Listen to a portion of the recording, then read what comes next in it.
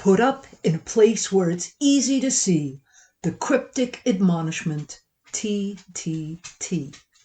When you feel how depressingly slowly you climb, it's well to remember that things take time. Hey gang, Dana Carpender here with Low Carb for Life, brought to you by CarbSmart. Don't forget to like, subscribe, and hit that notification bell because you don't want to miss a single episode. So how are those New Year's resolutions coming? I'd like to add one to them if you don't mind. Be patient. Impatience is the death of most diet and exercise regimens, whether undertaken for the new year or at any other time. All those stupid ads for diets, diet pills, and exercise equipment promise ridiculous results like, "We guarantee you'll lose 2 dress or pant sizes in 10 days or your money back." Of course, they know that only a teeny fraction of purchasers will A, follow their instructions to the letter, or B, bother to ship the thing back. I'm here to tell you that losing 1 dress or pants size in 10 days is rare, much less losing 2. Furthermore, and this is important, whatever you do to lose that dress or pants size is what you must continue to do for the rest of your life. There is no finish line.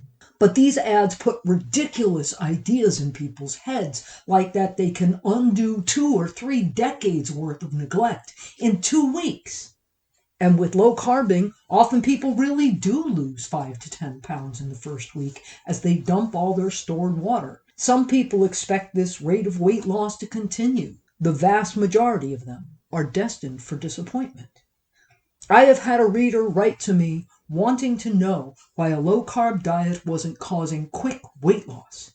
She was only losing 2 pounds a week.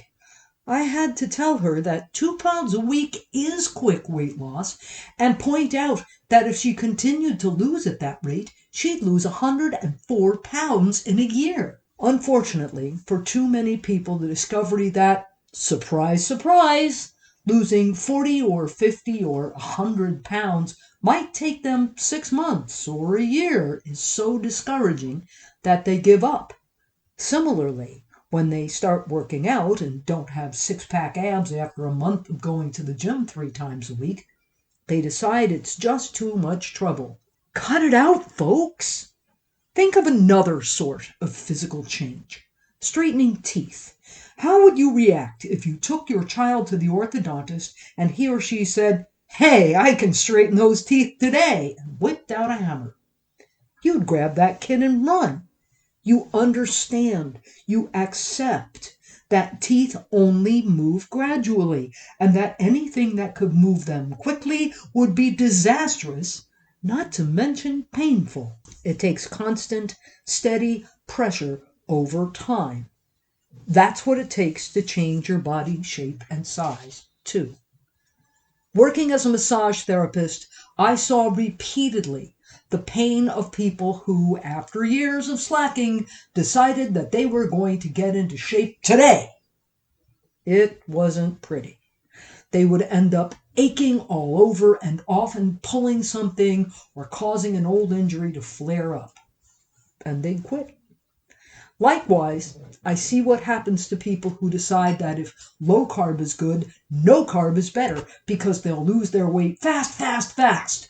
After 2 weeks of nothing but fried eggs and bunless burgers, they become hysterically sick of the diet, and that's the end of that. So, I challenge you to make realistic goals, like a smaller size by somewhere between Groundhog's Day and St. Patrick's Day, 2 sizes smaller by May Day.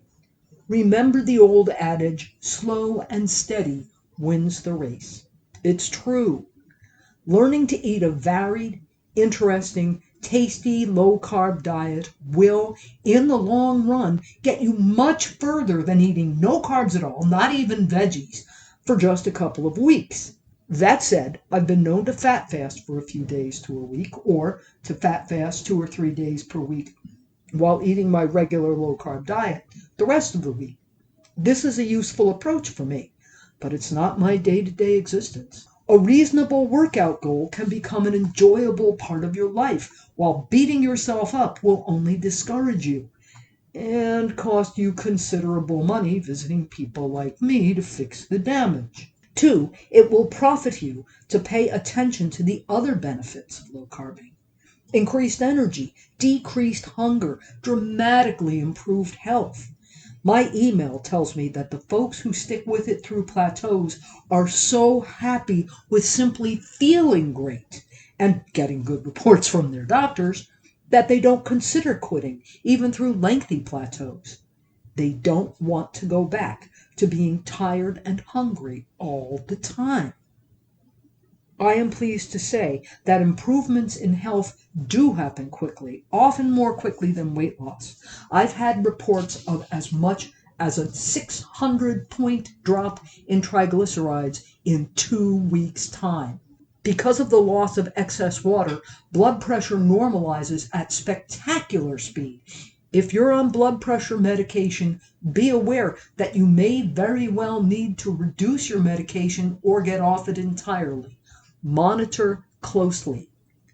Generally, energy skyrockets by a week or so after starting, even if you go through the withdrawal bonk or Atkins flu phase the first week. I didn't.